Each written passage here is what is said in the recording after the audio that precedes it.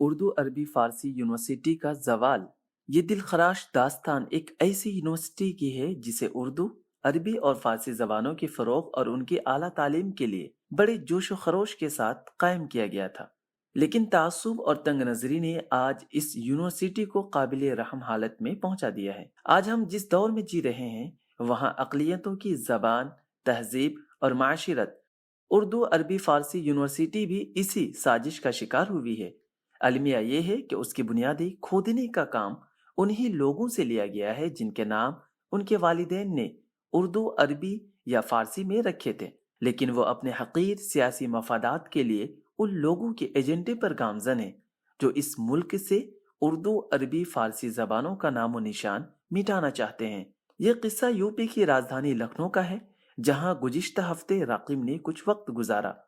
یہ دیکھ کر افسوس ہوا کہ یہاں بہت کچھ بدل گیا ہے، حالانکہ لکھنوی تہذیب و ثقافت تو کب کی رخصت ہو چکی ہے، اب وہاں اس کے کھنڈرات ہی باقی ہیں۔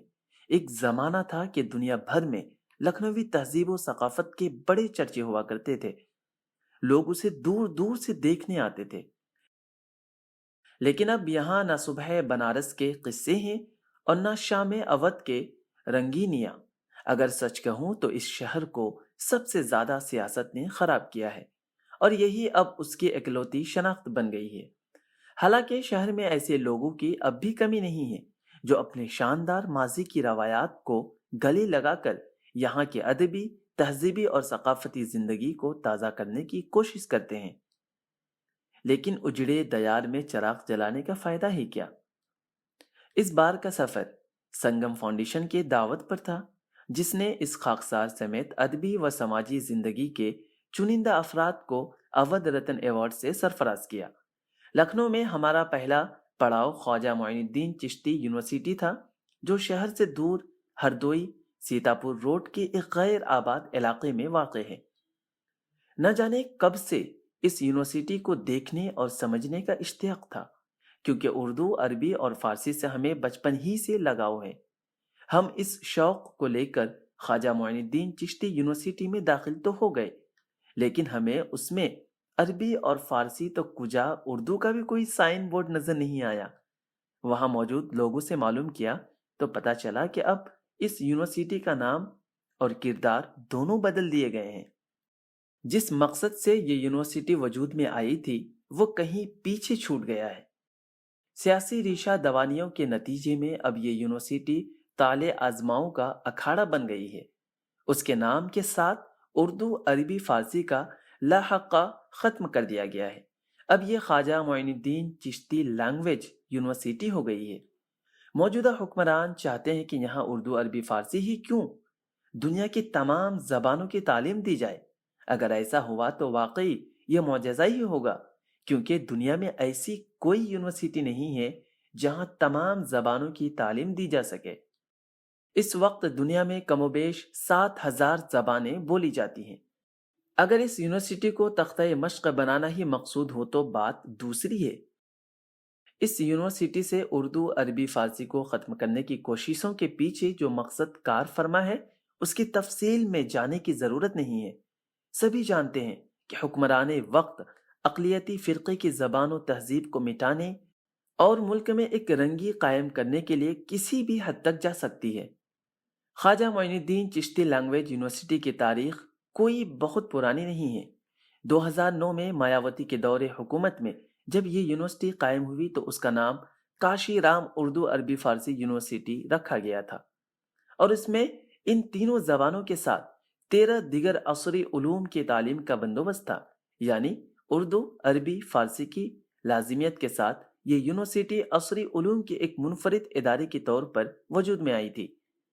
نام کی تبدیلی چونکہ اتر پردیش کی سیاست کا لازمی جز ہے، اس لیے سماجوادی پارٹی نے اقتدار سنبھالنے کے بعد اس کا نام خواجہ معین الدین چشتی اردو، عربی، فارسی یونیورسٹی کر دیا۔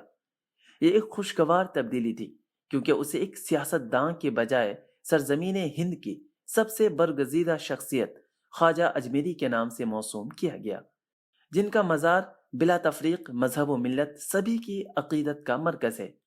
آگے بڑھنے سے پہلے ہم آپ کو بتاتے چلیں کہ اس یونیورسٹی کے قیام کے وقت جو خصوصی ایکٹ بنایا گیا تھا اس میں اردو عربی فارسی زبان و تہذیب کی فروغ کا واضح طور پر ذکر کیا گیا تھا۔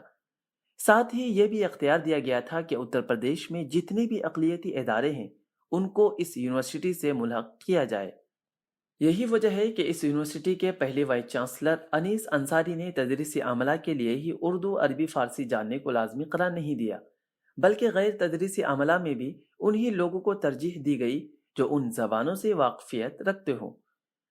عصری تعلیم کے دیگر مضامین میں داخلہ لینے والوں کے لیے ان تینوں میں سے کسی ایک زبان کو بطور مضمون لینا لازمی تھا، جس کی وجہ سے غیر اردو گھرانوں کے طلباء بھی اس میں دلچسپی لینے لگے تھے۔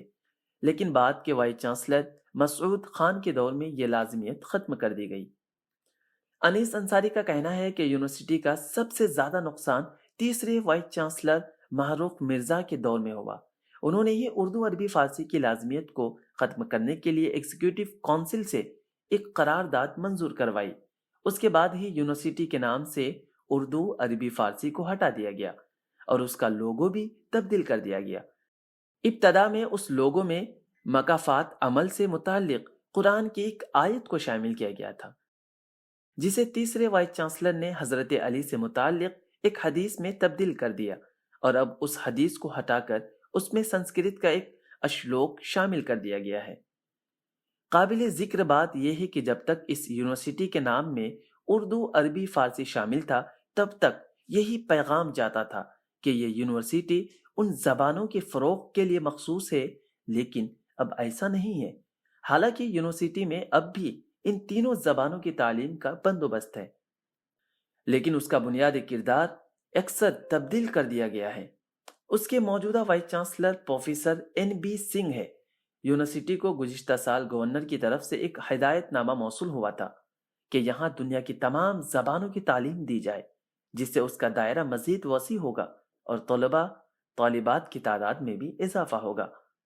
سابق وائس چانسلر محروق مرزا کا کہنا ہے کہ یونیورسٹی کے نام سے اردو عربی فارسی ہٹا کر لینگویج یونیورسٹی کرنے سے قبل گورنر آنندی بین پٹیل نے طلباء اساتذہ کی رائے طلب کی تھی، اور اسی رضامندی کی روشنی میں ہم نے یونیورسٹی کا نام لینگویج یونیورسٹی کیا ہے، جس کے بعد داخلوں میں اضافہ ہوا ہے، ورنہ پہلے اردو عربی فارسی نام کی وجہ سے لوگ اسے مدرسہ تصور کرتے تھے، لیکن نام بدل جانے کی وجہ سے اس تصور میں تبدیلی آئی ہے۔ 2017 میں اپنی تقریر کے وقت محروق مرزا نے کہا تھا کہ اس یونیورسٹی کا قیام جس مقصد کے تحت عمل میں آیا ہے، ہم اس کے لیے ہر ممکن کوشش کریں گے، لیکن بعد کو انہوں نے اپنا موقف تبدیل کر لیا۔ دلیل کے طور پر محروق مرزا نے یہ بھی کہا کہ بنارس میں موجود سمپور نانند سنسکرت یونیورسٹی کا نام تبدیل کرنے پر بھی حکومت غور کرے گی، کیونکہ اس کے نام کی وجہ سے وہاں اس پیمانے پر داخلہ نہیں ہو پاتا جیسا کہ ہونا چاہیے۔ بہرحال یونیورسٹی کو قریب سے جاننے والوں کا یہی کہنا ہے کہ محروق مرزا کو جس مقصد سے یہاں لایا گیا تھا، وہ اپنا کام خوش اسلوبی کے ساتھ انجام دے کر جا چکے ہیں، اور باقی کام مخصوص ذہنیت رکھنے والے سرکاری کارندے خاموشی سے پورا کر رہے ہیں۔